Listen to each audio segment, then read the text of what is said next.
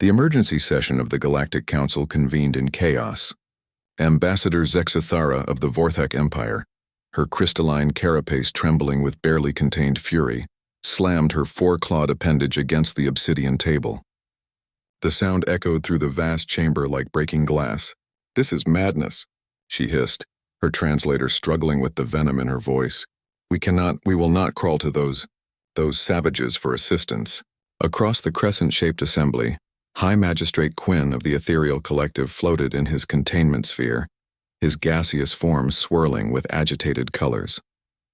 "Pride will not save our civilizations, Ambassador. The Devourers have already consumed 3 systems. At their current rate of expansion, we have perhaps 2 standard cycles before they reach our core worlds."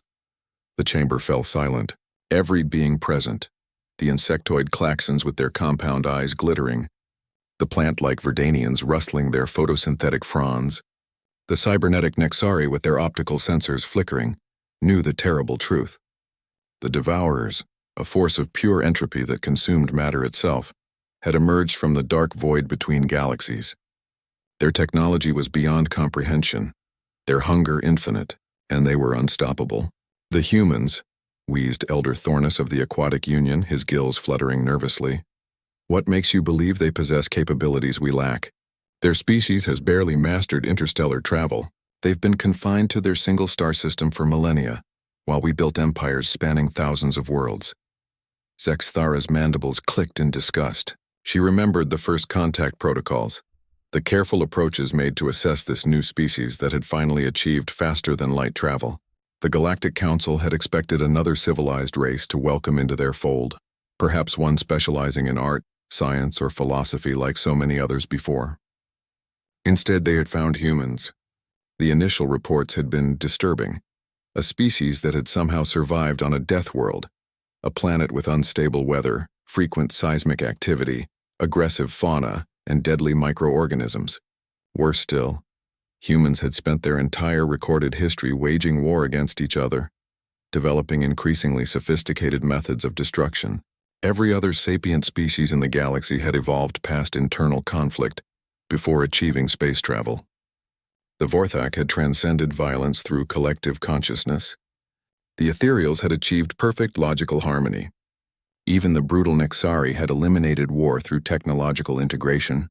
But humans had carried their capacity for violence to the stars. "Perhaps," interjected Director Yalen of the Scientific Consortium, her tentacles weaving complex patterns of thought, "we should examine why conventional strategies have failed against the Devourers." The assembled leaders shifted uncomfortably. For all their advanced technology, energy shields that could deflect stellar radiation, weapons that could crack moons, ships that could fold space itself, nothing had even slowed the Devourers' advance. "Our defensive matrices are perfectly logical," Quinn stated. "Maximum efficiency, optimal resource allocation, predictable tactical responses. The Devourers simply adapt faster than our algorithms can compensate." "Exactly." Yalen's tentacles rippled with excitement. "Our approaches are logical, efficient, predictable. The Devourers are an entropic force, but even entropy follows patterns. They've learned to counter every rational response." Zexithara's carapace darkened. "You're suggesting we need chaos?" "I'm suggesting we need unpredictability. And there is no species in the galaxy more unpredictable than humans." The chamber erupted in protests. The klaxons buzzed angrily about the chaos humans would bring to their ordered society. The Verdanians rustled concerns about human aggression contaminating their peaceful growth colonies. The Nexari calculated the statistical impossibility of success through random behavior. But Elder Thornus raised a fin, commanding attention. "3 of our greatest admirals have fallen to the Devourers. Admiral Kethvar, whose tactical genius was legendary. Admiral Zara 9, whose computational matrix could process 1 trillion variables simultaneously. Admiral Vox, who had never lost a battle in 4 centuries of service." The chamber quieted. "All of them," Thornus continued, "approached the Devourers with perfect logic, optimal strategies, predictable patterns. All of them failed because the enemy adapted to their rationality." Director Yalen's display screens flickered to life, showing tactical analyses of human military history. "Observe their conflicts. The Battle of Thermopylae. A few hundred warriors holding off a 1,000,000-strong army through impossible courage. The Normandy invasion, succeeding through sheer audacity where logic dictated failure. The Mars colony uprising, won not through superior firepower, but through tactics so unpredictable that even they surprised themselves. The data streams showed pattern after pattern, humans achieving victory through stubbornness, creativity, and what could only be described as controlled insanity.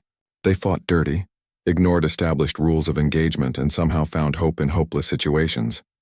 They don't just fight, Yalen observed. They adapt. When conventional tactics fail, they invent new ones. When weapons prove useless, they improvise others. When defeat seems certain, they find ways to turn weakness into strength. Zexthara's claws drummed against the table. The thought of allying with humans disgusted her, but the alternative was extinction. Even if we could trust them, which we cannot. What makes you think they would assist us? We've treated them as inferior primitives for decades. The chamber's central hologram activated, displaying a message received just hours earlier. The image showed a human female in a blue military uniform, her species' characteristic facial hair framing determined eyes. "Honorable members of the Galactic Council," the recording began. "We are Admiral Sarah Chen of the United Earth Defense Force. We've monitored your situation with the entities you call devourers. We know you've never considered humanity worthy of full membership in your council. We know you've restricted our expansion, our trade routes, our access to advanced technology." The assembled leaders exchanged uncomfortable glances. "But we also know that when extinction threatens, old grievances become irrelevant. We offer our assistance not because we forgive past slights, but because we recognize a threat to all sapient life." Admiral Chen's expression hardened. "The Devourers have taken 3 of your fleets using predictable tactics. We propose an alternative approach." The message continued. "Humans have never been the strongest species, the smartest, or the most technologically advanced. But we have one advantage that your logical civilizations lack. We're really good at surviving impossible situations. And more importantly, we're exceptionally skilled at killing things that need killing." The recording paused as Admiral Chen consulted something off-camera. "We'll need full access to your fleet databases, unrestricted rights to modify your ships and weapons, and complete tactical authority once operations begin. In exchange, we'll do what we do best. Find a way to hurt something that everyone says can't be hurt." As the message ended, silence stretched across the chamber. The choice before them was simple and terrible: swallow their pride and accept help from the primitive humans, or face extinction with their dignity intact. Zexthara was the first to speak, her voice barely above a whisper. "How long until the human fleet can reach the front lines?" "Admiral Chen's ships are already en route," Yalen replied. "They began moving the moment they detected our distress signals. They'll arrive in 6 standard hours." The irony wasn't lost on any of them. The species they had feared, dismissed, and condescended to had been racing to their rescue before they had even asked for help. Elder Thornus floated closer to the central display. "Then may whatever gods we pray to have mercy on the Devourers, because the humans certainly won't." For the first time in months, something resembling hope flickered through the chamber, not because the coming battle would be easy or victory certain, but because sometimes the galaxy's most dangerous problems required the galaxy's most dangerous solutions, and humanity had just arrived to provide exactly that.